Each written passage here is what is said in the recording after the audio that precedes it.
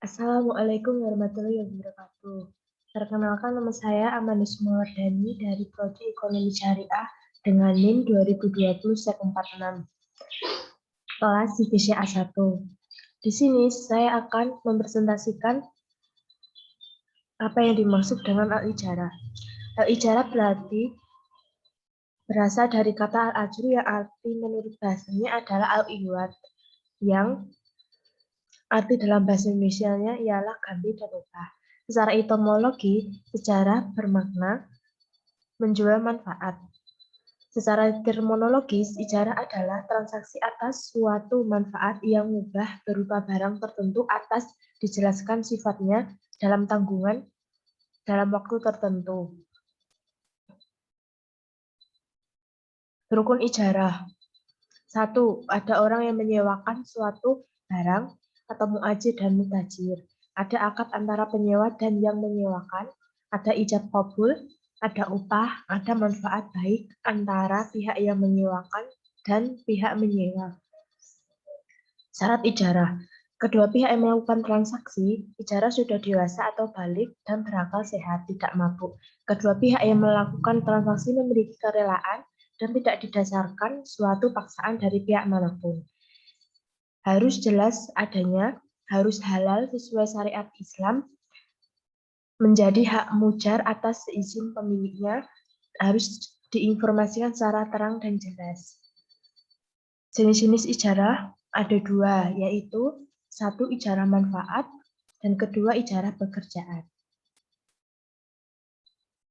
Berdasarkan PSAK nomor 107, ijarah dapat dibagi dalam beberapa jenis. 1. Ijarah asli, 2. Ijarah muntahiyah bitamlik, 3. Jual dan ijarah, 4. Ijarah lanjut.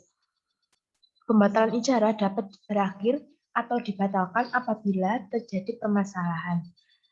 1. Objek atau barang yang hendak disewakan mengalami kerusakan.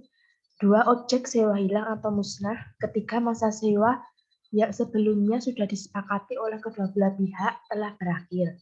Keempat, terjadi uzur pada salah satu pihak.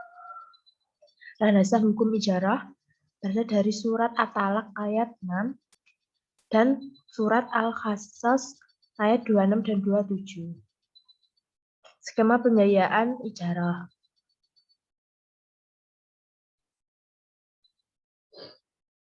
Dan di sini saya juga akan mempresentasikan apakah itu yang bernama qad. Qad adalah akad pinjaman yang wajib dikembalikan dengan jumlah yang sama pada waktu yang disepakati.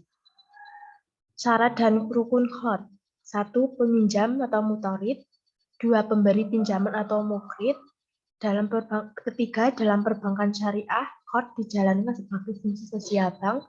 Yang 4, barang atau utang atau mauqud alaih. Yang kelima, ijab qabul atau sigat. Dalam perbankan syariah, akad qad memiliki beberapa syarat, yaitu bank yaitu pihak yang menyediakan dan meminjamkan uang. Yang kedua, nasabah, pihak yang meminjam uang tersebut dari bank. Yang ketiga, proyeksi atau gambaran usaha, penjelasan mengenai tujuan terjadinya ikatan al-qad atau akad qad.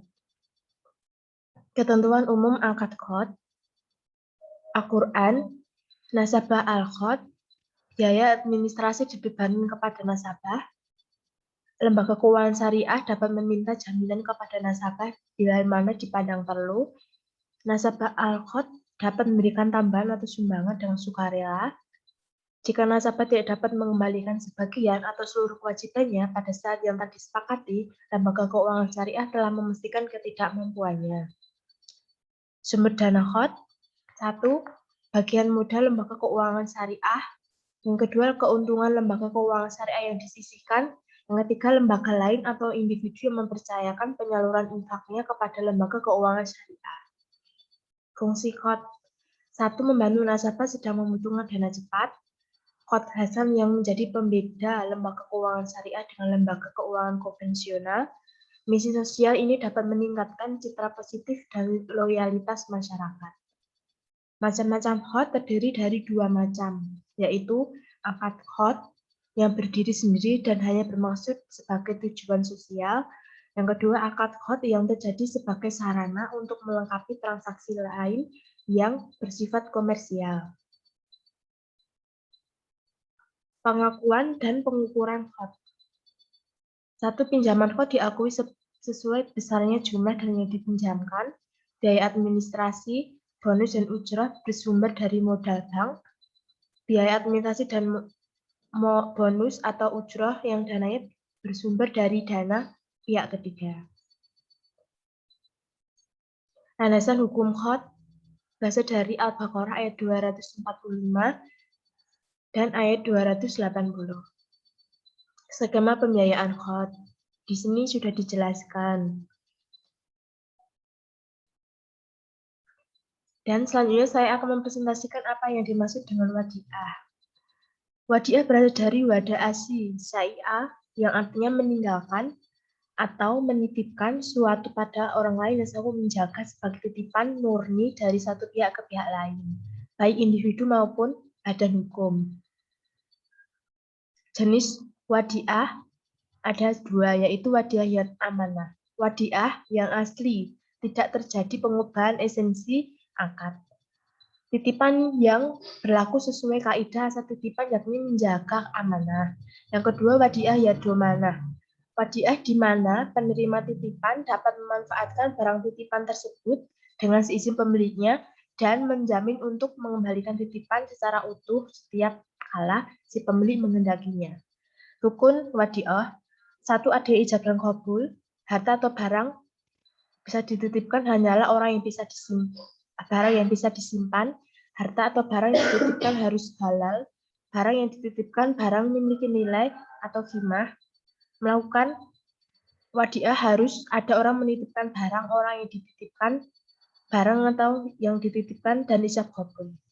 Syarat wadiah, baik orang yang menitip atau orang dititipkan, keduanya harus berakal, kedua belah pihak harus balik dan mumazid, harta dan barang dititipkan harus dapat diberikan secara fisik.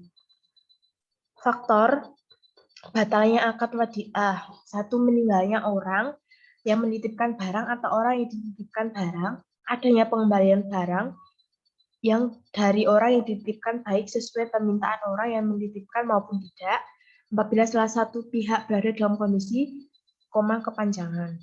Terjadinya hajir atau legal restriction. Apabila terjadi pemindahan kepemilikan, yaitu pihak yang dititipi mentransfer hak milik barang kepada pihak lain dengan cara menjual. Di sini ada juga landasan hukum wadiah. Berasal dari surat Al-Baqarah ayat 283 dan ada juga surat An-Nisa ayat 58. Di sini juga ada skema wadiah yad amanah dan skema yad amanah, yad domanah. Sekian presentasi yang saya sampaikan. Mohon maaf atas kesalahan dalam saya menyampaikan. Mohon maaf. Wassalamualaikum warahmatullahi wabarakatuh.